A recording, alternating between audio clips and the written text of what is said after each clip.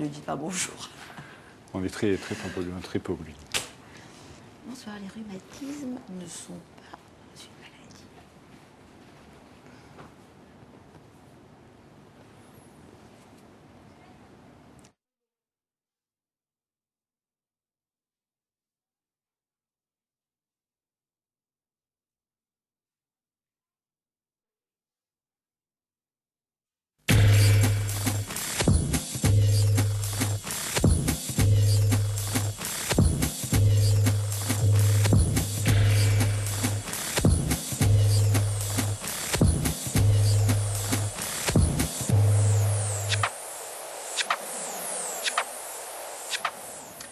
Bonsoir, les rhumatismes ne sont pas une maladie du troisième âge. En rhumatologie, la moyenne d'âge est de 36 ans, paraît-il.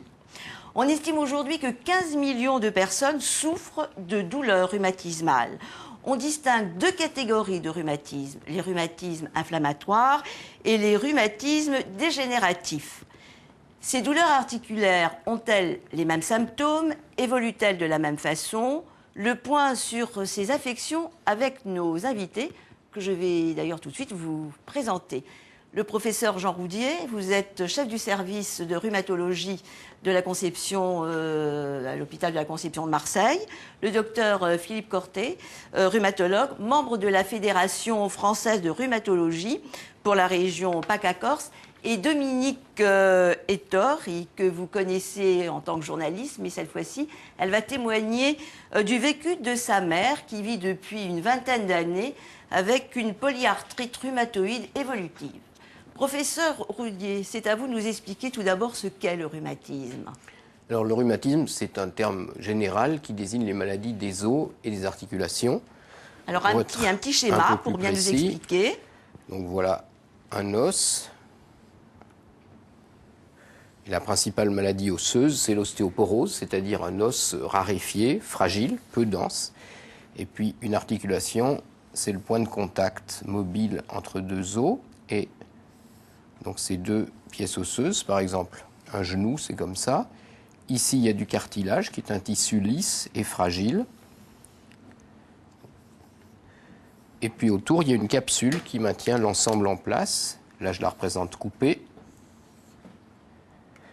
Et cette capsule, elle est doublée dedans par la synoviale, qui est une membrane comme la doublure d'un manteau. Et les maladies articulaires, elles peuvent être dégénératives, c'est ce qu'on appelle arthrose. Et dans ce cas-là, le cartilage ici est usé par des causes mécaniques. Et puis elles peuvent être inflammatoires. Et dans ce cas-là, cette membrane synoviale qui est dans la capsule, elle est envahie par des cellules et ensuite elle détruit activement le cartilage et l'os articulaire. Dans ce cas-là, donc, c'est une maladie active et pas une maladie dégénérative. Alors, quels sont les rhumatismes, les différentes formes de rhumatisme? On a le rhumatisme polyarthrite, c'est ça? Alors, qui touche les articulations? Le rhumatisme inflammatoire le plus typique, c'est la polyarthrite rhumatoïde, qui est le rhumatisme inflammatoire de la femme. Mais il y a d'autres formes de rhumatisme inflammatoire, la spondylarthrite, qui est le rhumatisme inflammatoire qu'on voit plus chez l'homme, mais aussi chez la femme. Et puis il y a d'autres rhumatismes inflammatoires plus rares. Comme l'arthrite juvénile?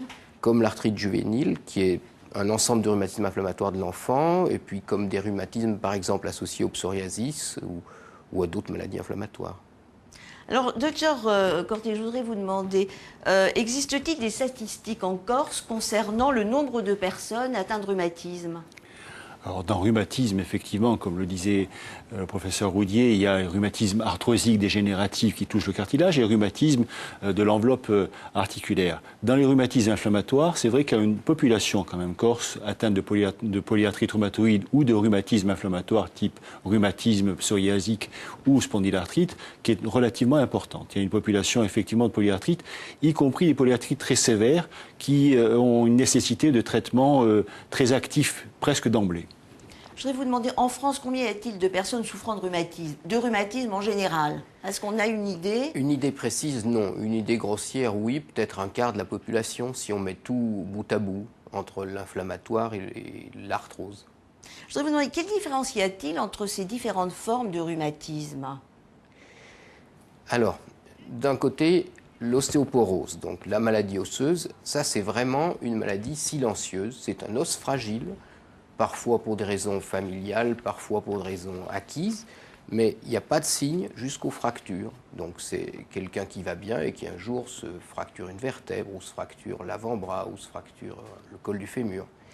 Et puis les rhumatismes inflammatoires et les rhumatismes arthrosiques, c'est différent. L'arthrose, c'est quelque chose qui fait mal à l'effort ou après l'effort. Par exemple, quelqu'un qui a une arthrose du genou a mal à la marche. Et les rhumatismes inflammatoires, au contraire, ce sont des maladies qui font mal au repos et en particulier en fin de nuit. Ça traduit un processus actif et ça n'est pas rythmé par l'effort. Alors, parmi les rhumatismes articulaires les plus fréquents, c'est la polyarthrite rhumatoïde. Qu'est-ce que c'est exactement que cette maladie? Comment se manifeste-t-elle? Quels en sont les symptômes véritables? Alors, la polyarthrite rhumatoïde, c'est le rhumatisme inflammatoire de la femme. Typiquement, ça apparaît chez une femme entre 30 et 50 ans. Et ça se traduit surtout par des arthrites périphériques, c'est-à-dire que ce sont les mains, les poignets, éventuellement les pieds, les chevilles qui sont atteints. Pas uniquement, mais ça commence en général par ça. Et typiquement, donc, c'est une femme de 30 ans qui se met à souffrir des mains au repos et ensuite elle gonfle. Combien estime-t-on le nombre de personnes atteintes de polyarthrite? Alors, en Europe, c'est à peu près partout 1,5%. Une personne pour 200 pour la polyarthrite rhumatoïde. Et en Corse? On n'a pas de statistiques bien précises. Pour une consultation médicale de cabinet, on doit avoir à peu près 5 à 10% de rhumatisme inflammatoire dans une consultation. Est-ce qu'on peut parler ici de prévalence? Oui, il y a du fait de l'insularité, du fait de mariages consanguins entre cousins, on a un regroupement de ces facteurs de risque génétique, notamment avec la présence du groupe HLA-B27, qui est un groupe génétique qui est favorable à l'expression d'une maladie qui est la spondylarthrite ankylosante. Mais on a également des groupes génétiques très particuliers. Il y a eu une thèse qui a été faite à l'université de Corté sur les polyarthrites rhumatoïdes corses, avec un groupe génétique HLA qui est particulier par rapport au groupe qu'on retrouve sur le continent. Alors, cette pathologie est très souvent invalidante et peut bouleverser la vie du malade. Rencontre avec une polyarthritique.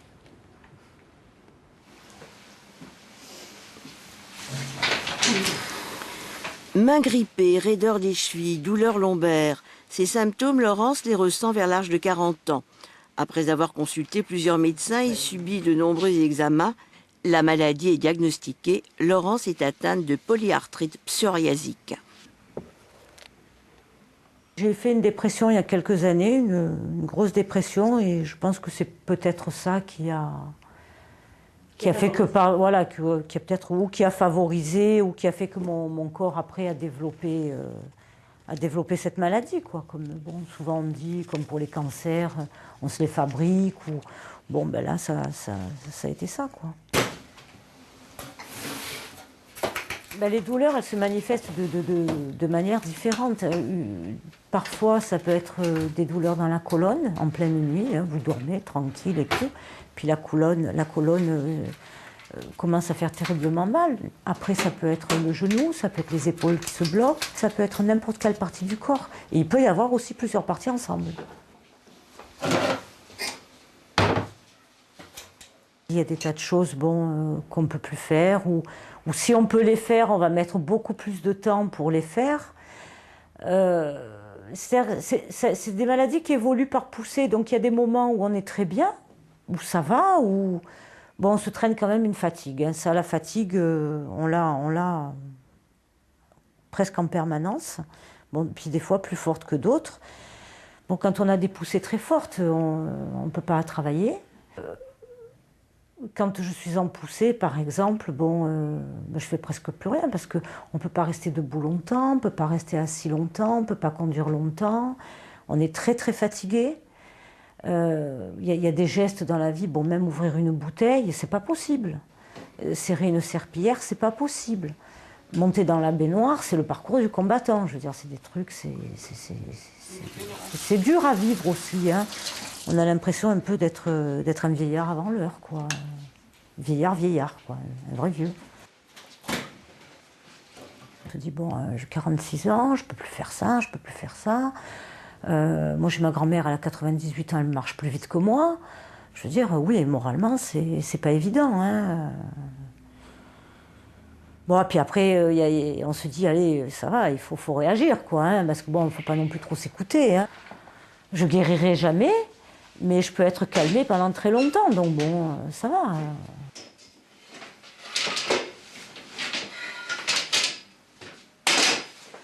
Chez Laurence, cette maladie n'a pas entraîné une rupture dans son parcours professionnel, mais elle freine ses projets.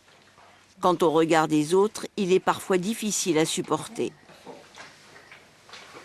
Les gens ne comprennent pas quand on leur dit, tiens, j'ai mal aux chevilles, j'ai mal aux lombaires, j'ai mal au poignet, je ne peux même pas porter une bouteille d'eau. Ils ne comprennent pas cette maladie qui fait qu'on a mal à plusieurs endroits en même temps. Voilà, ça c'est... Bon, la sciatique, tout le monde connaît. On a tous quelqu'un qui a eu une sciatique, on sait que ça fait mal à tel endroit. Ben nous, c'est comme si on avait une sciatique à plusieurs endroits en même temps. Voilà. Professeur Roudier, quels sont les organes atteints le plus souvent? Une polyarthrite rhumatoïde typique, ça touche surtout les articulations périphériques. Typiquement, ça touche les mains, surtout ce niveau, donc les métacarpophalangiennes, éventuellement à ce niveau. Ça peut toucher les poignets, ça peut toucher les avant-pieds, et puis toutes les grosses articulations. Mais typiquement, une polyarthrite rhumatoïde, ça ne touche pas la colonne, ou alors rarement le cou. Mais en général, c'est une maladie périphérique. Est-ce qu'il y a d'autres signes articulaires? D'autres signes que les articulations? Oui, on peut avoir dans les formes sévères une atteinte viscérale, mais elles sont quand même exceptionnelles. L'atteinte périphérique est quand même très importante. Alors c'est vrai, dans ce reportage, il y avait à la fois une atteinte périphérique, on voyait bien les mains de polyarthrite rhumatoïde, mais comme l'a dit le professeur Roudier, l'atteinte lombaire n'appartient pas à la polyarthrite rhumatoïde. On est là dans un autre contexte qui est peut-être un contexte arthrosique avec des disques arthroses lombaires, mais la polyarthrite rhumatoïde, c'est surtout une atteinte périphérique. Et dans le cas de la polyarthrite rhumatoïde, je crois que ce qu'il faut mettre en avant, c'est qu'actuellement, il y a des armes thérapeutiques qui sont très importantes et que ces armes thérapeutiques permettent de faire bénéficier des polyarthrites à risque évolutif très rapide d'une rémission. Et l'objectif actuellement dans le traitement de la polyarthrite, c'est d'apporter une rémission de la maladie. Quels sont les facteurs déclenchants? Alors, c'est une maladie qui est une maladie avec un certain terrain génétique. C'est vrai qu'on a un terrain génétique, mais ce n'est pas parce qu'on a ce terrain génétique qu'on va forcément l'exprimer. C'est une maladie qui a des facteurs déclenchants multiples. C'est une réaction de l'organisme qui va faire sécréter des anticorps que normalement on fabrique contre quelque chose qui ne nous appartient pas et que l'organisme va fabriquer contre ses articulations. C'est donc une forme de réaction immunitaire qui va agresser ces articulations. Et contrairement, par exemple, au rhumatisme articulaire aigu, qui est un rhumatisme dont le facteur déclenchant est un streptocoque, la polyarthrite rhumatoïde a plusieurs facteurs déclenchants. Est-ce qu'il peut y avoir des facteurs environnementaux ou des facteurs d'hygiène de vie, par exemple? Oui, il y a des facteurs qui sont multiples, y compris des facteurs allergiques d'origine alimentaire. Il y a eu des thèses faites par le professeur Seignalé, qui sont d'ailleurs pas à étendre à tout le monde, mais on peut suspecter des facteurs d'allergie alimentaire qui peuvent entraîner un certain dérèglement de terrain. Mais les infections, le surmenage, le stress, d'autres facteurs peuvent survenir dans le déclenchement de la maladie. Est-ce qu'il y a des prédispositions familiales? Est-ce qu'il y a des familles plus prédisposées que d'autres? Bien sûr. La polyarthrite rhumatoïde, c'est une maladie auto-immune avec une forte composante génétique, donc familiale. C'est connu depuis une trentaine d'années et les principales gènes qui sont responsables s'appellent HLA-DR. Il y a des allèles, c'est-à-dire des variants de ces gènes, comme DR4 ou DR1, qui prédisposent à la polyarthrite. Et quelqu'un qui, par malchance, naît avec, par exemple, 2 fois DR4, chacun de ses parents étant DR4, lui en transmis DR4, il a un risque très grand de développer une polyarthrite. mais ça ne suffit pas. Il y a d'autres gènes moins importants. Et puis, il y a des facteurs environnementaux. Un de ces facteurs est le tabac. C'est démontré depuis peu de temps, mais c'est intéressant à savoir. Si on est d'une famille à polyarthrite, il vaut mieux ne pas fumer. Dominique, votre maman vit depuis plusieurs années avec la polyarthrite. À quel âge a-t-on diagnostiqué sa maladie ? La maladie a été diagnostiquée en 1985, mais cette maladie est très insidieuse, c'est-à-dire qu'elle a souffert, c'est par poussée évidemment, 5 ans auparavant. Et donc le médecin traitant à l'époque ne savait pas trop ce qui se passait puisqu'elle était, elle était dans un état fiévreux avec une fatigue, et ce qui était particulièrement inquiétant, c'était une fonte musculaire importante. Alors, les analyses étaient faites, il y avait certes une vitesse de sédimentation qui était élevée, mais on ne trouvait pas l'origine donc de ces manifestations. Et puis, elle reprenait des activités normalement, et ça recommençait. Et je crois que je peux le dire, c'est le docteur Corté qui est présent, qui a diagnostiqué sa maladie en 85 en faisant un test latex et valeur rose. Quel âge avait-elle, votre maman, à l'époque ? Écoutez, elle a 72 ans aujourd'hui, donc faites moins 25 ans. Mais comment se fait-il qu'on diagnostique tardivement cette maladie ? Pourquoi les patients qui se plaignent de douleurs, les médecins les font traîner ? Là, c'est une forme très, très insidieuse parce que Dominique Ettori l'a signalé, c'était un syndrome général qui prédominait. Et le syndrome d'arthrite périphérique n'était pas forcément très visible et très cliniquement parlant. Il n'y avait pas de synovite, il n'y avait pas de gonflement articulaire, il y avait des douleurs périphériques, mais c'était surtout le syndrome général qui était important, avec l'asthénie, la fatigue qui était au devant du tableau. Donc, ce qui explique que le diagnostic est certainement un tout petit peu traîné. Professeur Roudier, un diagnostic précoce, qu'est-ce que cela peut permettre ? Ça permet de commencer un traitement et d'éviter les destructions, parce qu'on ne l'a peut-être pas encore dit, la polyarthrite, c'est une maladie qui fait mal, mais surtout qui détruit. Aujourd'hui, on ne sait pas arrêter la maladie complètement, en tout cas on ne sait pas la guérir dans le sens on donne un médicament, on s'en va, c'est fini. Par contre, on sait bloquer son avance. Et à ce moment-là, on protège les articulations, mais ça, c'est intéressant que si on a un diagnostic très tôt, avant qu'il y ait des dégâts. Pourquoi les femmes sont plus touchées que les hommes ? C'est une sensibilité génétique, certainement. On a le même rhumatisme, le rhumatisme de l'homme, qui est la spondylarthrite ankylosante, qui, elle aussi, est fixée avec un groupe génétique HLA-B27 et qui touche plus particulièrement les hommes. Mais pour revenir au diagnostic de polyarthrite, ce qui est important, c'est, comme le disait le professeur Roudier, c'est d'éviter la destruction. Or, maintenant, on a un certain nombre de critères qui permettent de définir quelle va être la polyarthrite avec un risque évolutif important, fonctionnel au niveau des articulations. Et on n'a plus le droit maintenant de laisser des arthrites érosives s'installer, parce qu'on a des armes thérapeutiques qui sont adaptées et qui permettent de bloquer la maladie et d'avoir une certaine rémission. Quelles complications faut-il craindre parce qu'on a une polyarthrite? D'abord, il faut craindre les destructions. Et les complications ne sont quand même pas très courantes. Il y a parfois des complications générales, mais le problème numéro 1, c'est les destructions. Et ensuite, en fonction des traitements qu'on utilise, les complications les plus fréquentes sont des complications infectieuses, parce que tous les traitements efficaces rendent un peu fragiles vis-à-vis des infections. Mais le problème, c'est d'abord les destructions. Et aujourd'hui, c'est ça qu'il faut absolument éviter. Donc, diagnostic très tôt et traitement immédiatement dès le diagnostic. Dominique, quelles sont les complications qu'a rencontrées votre mère? Des complications, je veux dire, non, des complications notoires, il n'y en a pas eu. Mais évidemment, il y a cette souffrance. Elle est fort heureusement très résistante à la souffrance. Mais c'est vrai que c'est dur. Psychologiquement, c'est dur? Psychologiquement, c'est très très dur, oui. Elle a, par exemple, ça peut paraître un problème anodin, mais elle a du mal à se chausser. Donc ça, c'est assez terrible, parce que la chaussure la plus souple devient une torture. Je voudrais vous demander, est-ce que le malade doit avoir un suivi psychologique, puisque c'est une maladie douloureuse, invalidante, et puis une maladie qui coûte cher, parce que les traitements ne seront pas donnés? Oui, il faut effectivement mettre ça dans la balance. Ce qui est important, c'est une prise en charge globale de la maladie. Et c'est dommage que les réseaux qu'on avait essayé de mettre en place, ces réseaux pour améliorer la prise en charge des personnes en ville, n'existent pas au niveau de la polyarthrite. Parce que la polyarthrite, comme le disait Dominique, nécessite à la fois des soins de podologue, une adaptation de la chaussure, des soins psychologiques, un entretien psychologique, un entretien articulaire de kinésie. Donc c'est tout un travail d'équipe qu'il faut arriver à mettre en place.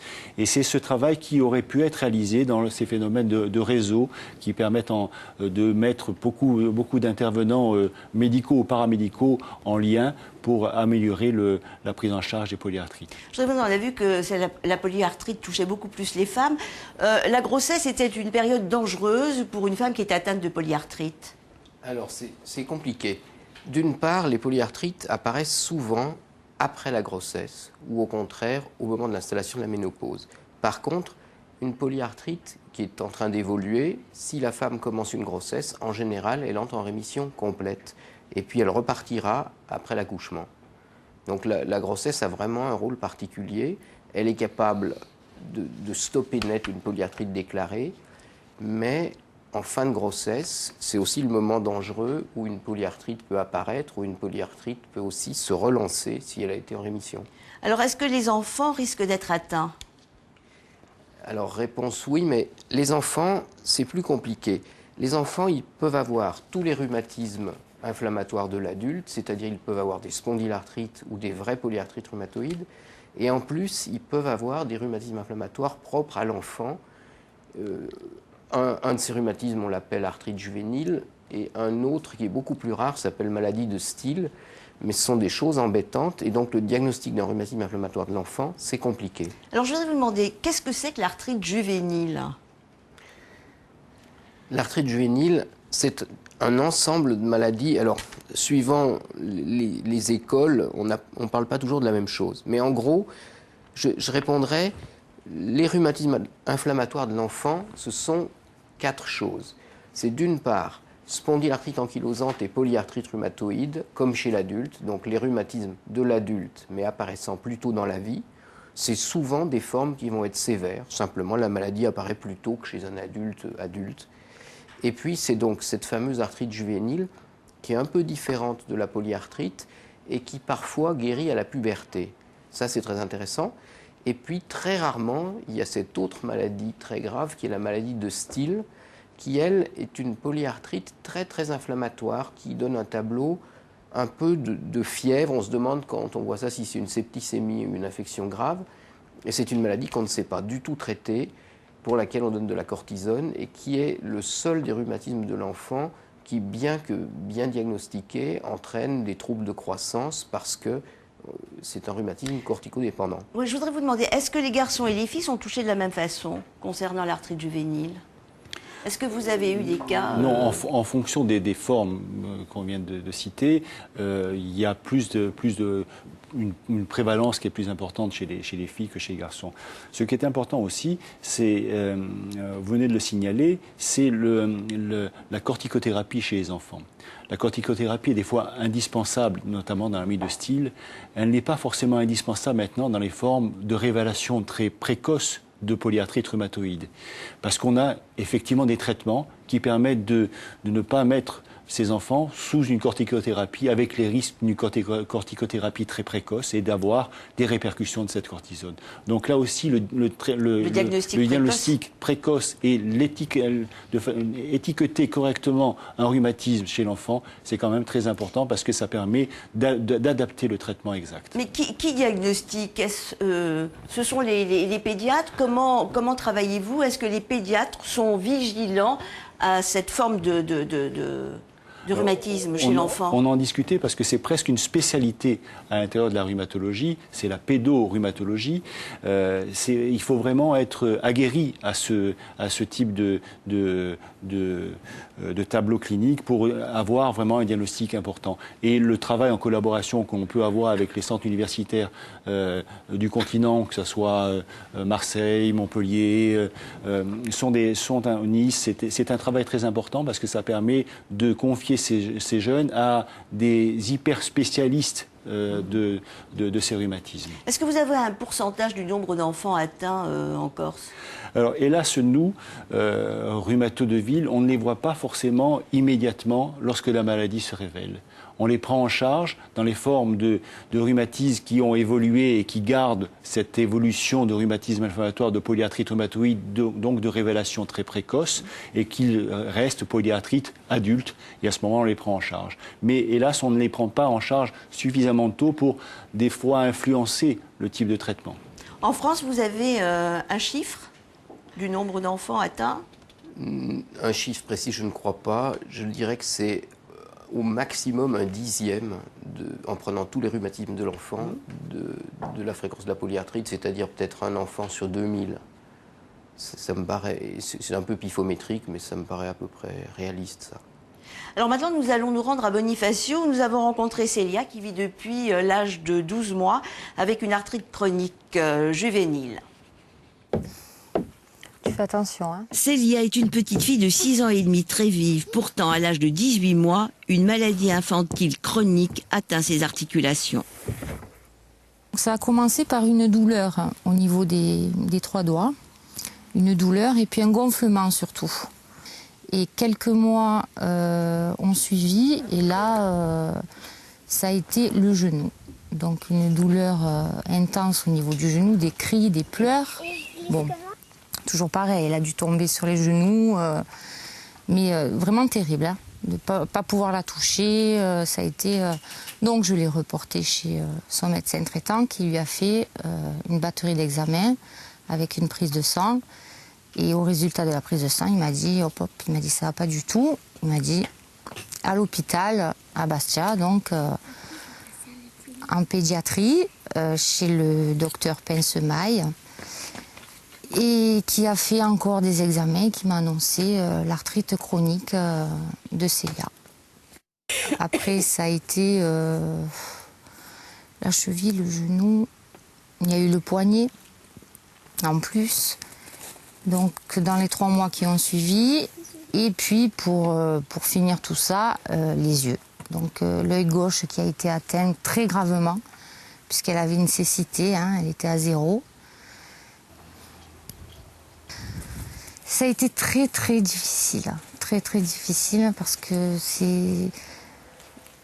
ça nous tombe comme ça d'un coup, donc on se demande déjà pourquoi, comment, et puis le résultat de tout ça, la peur, mon enfant va perdre un œil, mon enfant va se retrouver dans un fauteuil roulant, c'est quelque chose c'est très très difficile. Très, très. Elle ne pouvait pas courir, elle ne pouvait pas descendre une marche d'escalier. Donc oui, ça a été surprotection, quoi. Les bras, la poussette. Moi, ça me fait jouer de la trottinette. Attention, toujours la peur d'une chute. Et puis la douleur de la voir dans cet état-là. Quand un enfant commence à marcher et qu'on le voit un peu, c'est difficile. Alors qu'il n'avait rien au départ, quoi. C'est ce qui est le pire, je crois.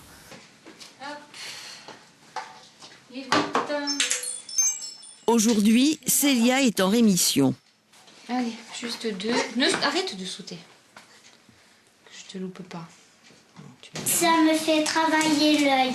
Elle doit être régulièrement suivie par le médecin afin de prévenir les complications. Juste pour la Sa caméra. famille reste très attentive et apprend à son enfant à ménager ses articulations. Au niveau de ses articulations, elle n'a plus de traitement, puisqu'elle est en rémission. Par contre, elle a toujours ses gouttes oculaires, 3 fois par jour, pour dilater un maximum la pupille, avec des anti-inflammatoires et tout ce qui va avec. Et elle a en plus une occlusion, pour que l'œil gauche travaille.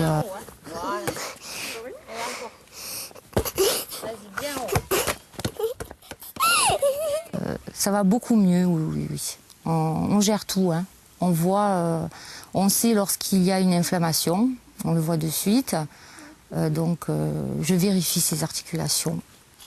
Tous les 10 jours, dès qu'elle me dit « maman, j'ai mal », donc je vérifie tout comme le pédiatre fait. Les yeux, pareil, alors c'est la lampe électrique, pour voir s'il n'y a pas de petits soucis. Oui, aujourd'hui, on est vraiment bien dedans et ça va. Quels sont les signes avant-coureurs de cette maladie? Là, je pense que le point de départ était un point de départ articulaire. Hein. Mais souvent, on ne fait pas attention. L'enfant a des douleurs, mais bon, on peut traîner aussi. Mais la forme probablement qu'a développé cet enfant est une forme d'arthrite, d'oligoarthrite importante. Et l'aspect clinique devait être très évocateur parce qu'elle signale les atteintes des métacarpophalangiennes de façon très précise. Donc l'atteinte était une forme de rhumatisme très parlant dès le départ. Quels sont les tissus qu'elle affecte en dehors des articulations? Parce qu'on a vu qu'elle avait une occlusion oculaire. Ce qui est particulier aux arthrites inflammatoires de l'enfant, c'est que ça donne des inflammations des yeux. C'est fréquent et c'est grave. Et donc un enfant qui a une arthrite inflammatoire, on le montre à l'ophtalmo 1 à 2 fois par an. Moyennant quoi, on n'a pas de problème en général parce qu'on sait les traiter, ces atteintes des yeux, mais on ne doit pas les laisser traîner parce que sinon ça peut donner des dégâts irréversibles. Est-ce qu'il y a d'autres lésions provoquées par l'arthrite? Dans cette forme, non, mais dans la maladie de Still, oui, il y a une atteinte pleurale du péricarde, une atteinte systémique qui peut exister. Mais là, manifestement, ce n'était pas une maladie de Still. Y a-t-il d'autres formes d'arthrite juvénile chez les jeunes et est-ce qu'elles ont les mêmes conséquences? Alors, comme je disais tout à l'heure, il y a des vrais polyarthrites rhumatoïdes simplement qui arrivent plus jeunes chez l'enfant. Vers quel âge à peu près? Ça peut se voir à 2-3 ans, une vraie polyarthrite, et c'est un diagnostic biologique à ce moment-là. C'est un petit qui a des arthrites et on se rend compte en cherchant les fameux anticorps spécifiques de la maladie qu'il a des anticorps, par exemple anti-citrulline. Il y a aussi des vraies spondylarthrites ankylosantes de la même maladie que l'adulte, si ce n'est qu'elles apparaissent plus tôt. Et c'est vrai que ces maladies de l'adulte apparues chez l'enfant, en général, ont une gravité plus grande. Peut-être parce que quoi que ce soit qui les fait apparaître est plus intense et les fait apparaître plus tôt. Est-ce qu'on connaît là les facteurs de risque? Non, si on connaissait le facteur de risque de façon très précise, on supprimerait le facteur de risque. Et donc on supprimerait ce qui peut déstabiliser un terrain génétique. Hélas, c'est une maladie plurifactorielle au niveau du déclenchement de ce dérèglement immunitaire et dont on ne connaît pas. Pour revenir tout à l'heure à la question que vous posiez, qui était une question très intéressante sur la grossesse. La grossesse fait une acceptation d'un patrimoine génétique que la femme ne connaît pas, puisque la moitié de l'enfant qu'elle va porter ne lui appartient pas. Donc le système immunitaire se met totalement en veille, comme si on éteignait un ordinateur. Et le bug informatique immunitaire, ce bug peut très bien, au moment où la reprise du système immunitaire repart, peut très bien être effacé, mais peut également se trouver exacerbé dans certaines formes. Est-ce que les formes graves de cette maladie peuvent affecter la croissance chez l'enfant? D'une part, l'inflammation, ça peut gêner la croissance, mais surtout une corticothérapie régulière, ça empêche la croissance. Et par exemple, à 1 mg/kg, qui est la dose dont on a besoin parfois dans certaines maladies de Still, on arrête net la croissance. Et les enfants, ils ne grandissent plus. Parfois, c'est seulement temporaire pendant quelques mois, et puis parfois, on arrête complètement leur croissance. On en voit de moins en moins, mais on a maintenant encore des enfants qu'on suit. Nous, on les récupère comme des adultes jeunes, et qui sont stabilisés à 1m40, 1m50, enfin, et en plus, parfois avec des troubles aussi de morphologie. Par exemple, ils ont des troubles de croissance du maxillaire inférieur. Est-ce qu'un enfant qui est atteint d'arthrite juvénile peut développer une polyarthrite ou de l'ostéoporose plus tard? Si c'est une forme de révélation précoce de la maladie, oui, on est dans le cadre d'une polyarthrite qui s'est révélée très tôt et dont on aura à la fois les conséquences du traitement. On faisait allusion à la corticothérapie, les traitements de la longueur de la maladie et souvent les conséquences de l'intensité de la maladie. Quand une maladie se développe très tôt chez l'enfant, il y a un risque articulaire certain sur des articulations qui sont en croissance et un risque de dégâts articulaires important. Et bon nombre d'enfants se retrouvent à l'âge adulte avec des articulations et des arthrites tellement importantes qu'on est obligé de mettre en place un programme chirurgical de remplacement articulaire. Alors comment prévenir l'arthrite et comment la soigner? Comment la soigner, comment la prévenir? Alors, prévenir, c'est vite vu. Pratiquement, on ne sait rien faire actuellement. Je dirais un vœu pieux, ce serait d'arrêter le tabac, mais c'est un facteur de risque qui est le seul identifié vraiment, mais qui n'est pas majeur probablement. Ce qui est important, c'est de faire le diagnostic tout de suite et de mettre en route un traitement tout de suite. Aujourd'hui, je dirais le traitement de base, le traitement classique de référence, en première ligne, en général, on donne du méthotrexate. Et en deuxième ligne, c'est-à-dire dès qu'on n'est pas content du méthotrexate, c'est-à-dire dans un délai de 2 ou 3 mois, si ça ne doit pas marcher, on change. À ce moment-là, on donne tout ce qu'on appelle des biothérapies, qui sont des nouveaux médicaments apparus depuis une dizaine d'années et qui, de façon spécifique, bloquent telle ou telle voie de l'inflammation. Alors, on a évoqué également les rhumatismes dégénératifs. Quelle forme prennent-ils et est-ce qu'on peut les prévenir également? Le rhumatisme dégénératif, là, on n'est pas du tout dans le cadre de l'enveloppe synoviale, on est dans le cadre du cartilage, de la maladie du cartilage, qui peut être une maladie post-traumatique ou post-microtraumatique, mais dont on suspecte aussi une composante génétique de fragilité cartilagineuse, notamment au niveau de l'arthrose du genou. Et là, oui, effectivement, il faut arriver à avoir une gestion du capital cartilagineux et passer toutes les phases, à la fois d'irritation de ce cartilage, de renforcement du cartilage. Et on a, notamment pour l'arthrose du genou, maintenant à notre disposition, des injections d'acide hyaluronique, qui est un traitement qui semble quand même assez intéressant et qui permet de stabiliser un peu ce cartilage. Alors, parmi les rhumatismes inflammatoires, la polyarthrite rhumatoïde est la plus fréquente et constitue un véritable problème de santé publique. Face à cette pathologie, les médecins sont-ils armés aujourd'hui pour offrir aux patients une vie quasi normale, je dirais? Je pense qu'effectivement, on le soulignait tout à l'heure, depuis 10 ans, il y a eu un bouleversement dans la prise en charge de la polyarthrite rhumatoïde. Bouleversement à la fois sur la conception d'une nécessité d'un traitement actif et très fortement actif, d'emblée sur certaines formes qui pourront être des formes destructrices et qui seront des formes invalidantes. Il y a quelques années, lorsque je me suis installé, ça fait quelques décennies maintenant, on était dans un programme crescendo au niveau de l'importance. On essayait un traitement, puis ce traitement ne marchait pas, on essayait un autre traitement, puis ce traitement ne marchait pas. Là, on est d'emblée, comme l'a dit le professeur Roudier, sur des traitements qui sont déjà très intéressants, comme le méthotrexate. Mais très rapidement, on est sur d'autres thérapeutiques qui sont des thérapeutiques ciblées et qui sont des thérapeutiques très efficaces. Et ces thérapeutiques, nous les avons uniquement depuis 10 ans. Dominique, votre avis sur les traitements et est-ce que ça a changé le visage de la maladie chez votre maman? Eh bien, écoutez, je Ou pense est-ce qu'il y a d'énormes effets secondaires? les traitements ont dû vraisemblablement être très efficaces puisque déjà il n'y a pas de déformation. Donc la souffrance, oui, elle y est épisodiquement. Mais je dirais que la polyarthrite n'est pas ce qui est le plus invalidant pour elle puisqu'elle a surtout une ostéoporose.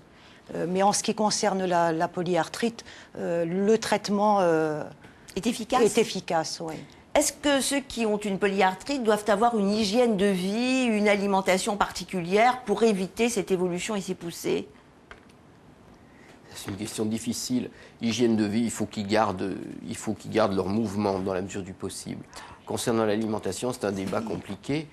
Il y a des gens, et certains très sérieux, qui vous disent que si on arrête de manger des céréales et des laitages, surtout du lait de vache, on améliore la polyarthrite.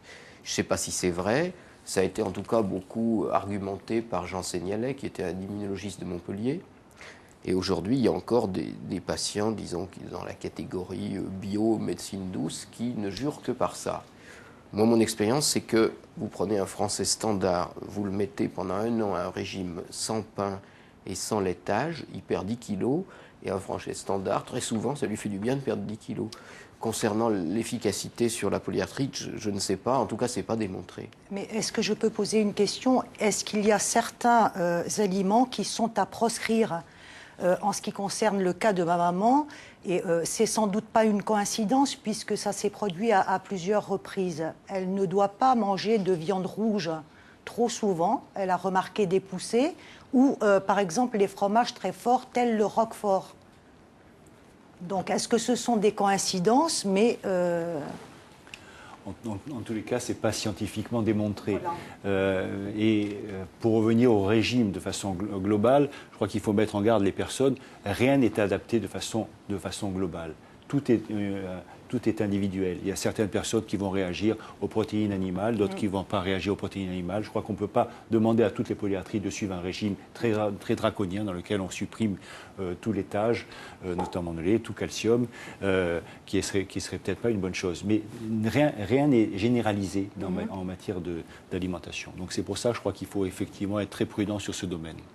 Alors, concernant ces pathologies, nous allons voir où en est aujourd'hui la recherche. Pour cela, nous nous sommes rendus au parc scientifique de Lumini à Marseille, à l'INSERM, dans l'unité de recherche sur la polyarthrite rhumatoïde. Professeur Jean Roudier, vous êtes directeur de cette unité de recherche. Alors, comment travaillez-vous? D'abord, on travaille avec une petite équipe et qui est très très liée au service de rhumatologie. En général, on choisit des sujets très pratique, donc sur la polyarthrite. On ne fait pas 50 choses, on travaille vraiment sur la génétique et l'immunologie de la polyarthrite et un petit peu de la sclérodermie à titre de modèle de comparaison.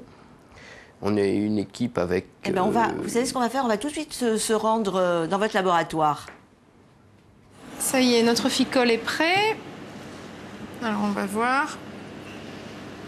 On a bien les interfaces que nous voulions. À partir d'un échantillon de sang, des chercheurs en immunologie clinique étudient les principaux facteurs de prédisposition à la polyarthrite rhumatoïde. Donc là, nous avons isolé le plasma d'un côté qui va servir pour la recherche des auto-anticorps. Et nous avons également les cellules qui se retrouvent à l'interface du ficole qui vont nous servir pour les recherches plus génétiques. Au sein de cette unité INSERM 639, 3 équipes élaborent des projets de recherche sur cette maladie auto-immune. Ici, une équipe est chargée d'identifier de nouveaux marqueurs, les auto-anticorps, susceptibles de diagnostiquer l'apparition de rhumatisme inflammatoire chronique.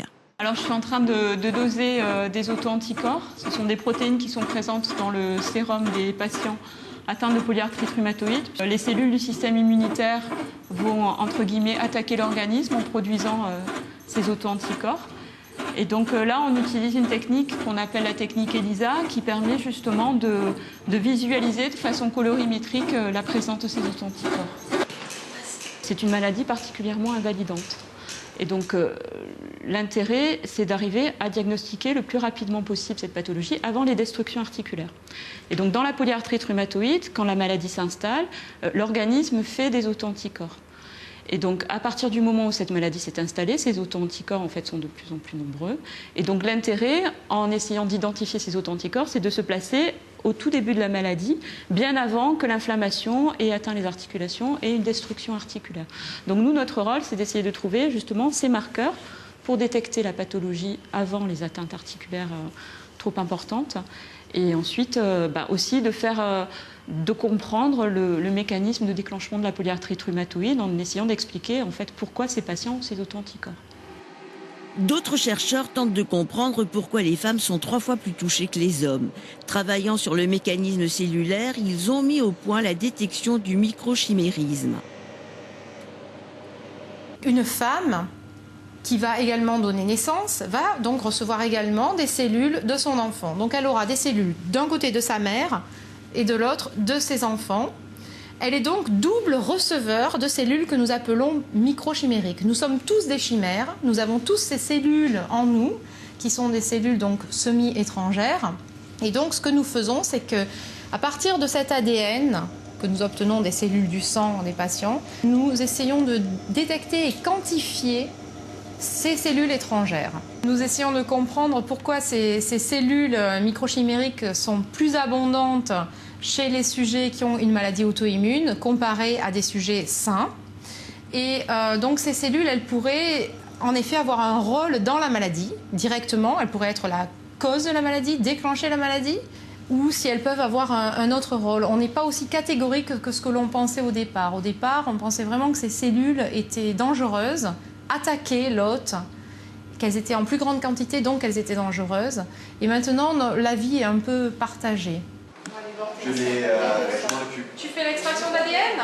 Les efforts de recherche portent aussi sur les gènes de susceptibilité et les virus supposés jouer un rôle dans la polyarthrite rhumatoïde. Tu m'appelles s'il y a un problème? Ouais. Le premier projet, c'est d'essayer de déterminer un risque de développer une polyarthrite rhumatoïde par rapport à une population saine en fonction du génotype que vous avez, c'est-à-dire des gènes que vous portez, celui du papa et celui de la maman en pratique. Et on essaie de comparer les gènes de ces patients avec la population témoin qui sont en fait des donneurs de moelle à l'établissement français du sang. Donc on a à peu près 1000 donneurs de moelle qui sont des témoins sains, environ 1000 patients. On les a génotypés pour les gènes qui sont connus pour être associés à la polyarthrite rhumatoïde.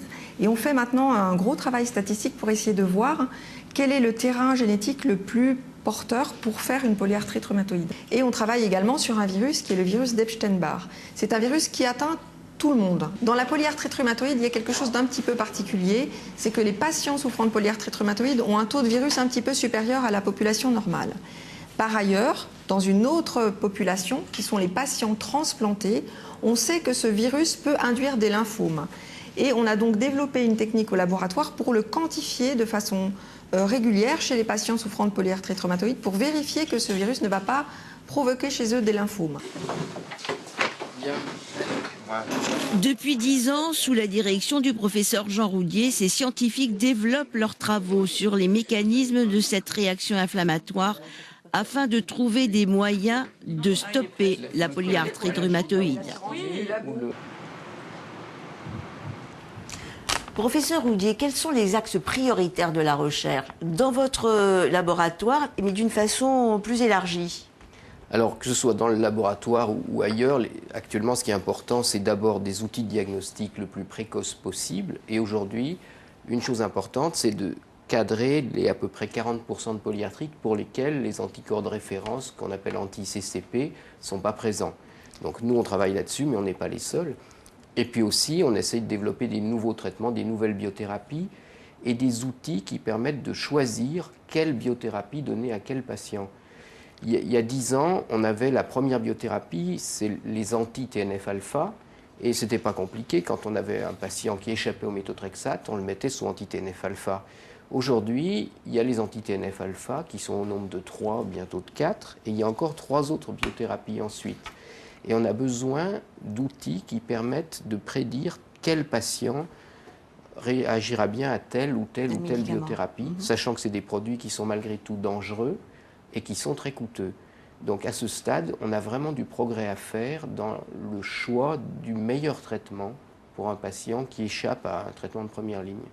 Mais est-ce qu'aujourd'hui, on peut estimer l'importance de facteurs génétiques dans la survenue de la maladie, puisqu'on a vu travailler votre équipe sur les gènes? Alors, oui, mais pas de façon très facile. On a besoin de grands tableaux qu'on est en train de réaliser, de génétiques qui permettent de dire tel patient a, par exemple, une chance sur 10 ou une chance sur 100 ou une chance sur 1000 de développer une polyarthrite. C'est des choses qu'on est en train de réaliser, mais qui sont lourdes et qui ne sont pas tout à fait fonctionnelles encore, mais pas loin. Alors, concernant la Fédération française de rhumatologie, Dr Philippe Cortet, comment travaillez-vous et quels sont vos objectifs? Déjà, la formation, parce qu'on l'a bien senti, la rhumatologie a beaucoup bougé en 10 ans et que les médecins libéraux doivent être tout le temps sur la brèche de la formation. La Fédération française a établi un cycle de formation qui est un cycle qui fonctionne, pour donner l'exemple sur la Corse, mensuellement, puisqu'on a une réunion mensuelle de formation avec l'ensemble des rhumatologues, l'ensemble des chirurgiens ortho et des rééducateurs fonctionnels. Donc l'objectif, c'est d'assurer une formation pour que la pratique libérale soit toujours pointue et soit toujours opérationnelle. Mais elle ne peut se faire qu'avec un travail de collaboration très étroit avec les villes universitaires. Et beaucoup de nos patients passent dans un premier temps dans des circuits d'inclusion dans ces thérapeutiques de biothérapie. On a des fois une nécessité de les confier pour avoir la certitude que ces patients répondent bien aux critères d'inclusion sur des thérapeutiques qui sont des thérapeutiques très efficaces, mais dont il faut également manier avec précaution les risques d'effets secondaires. Quels moyens les patients ont-ils en Corse pour bien soigner? Alors, on a mis en place de plus en plus des thérapeutiques qu'on ne pouvait faire uniquement que dans des villes universitaires.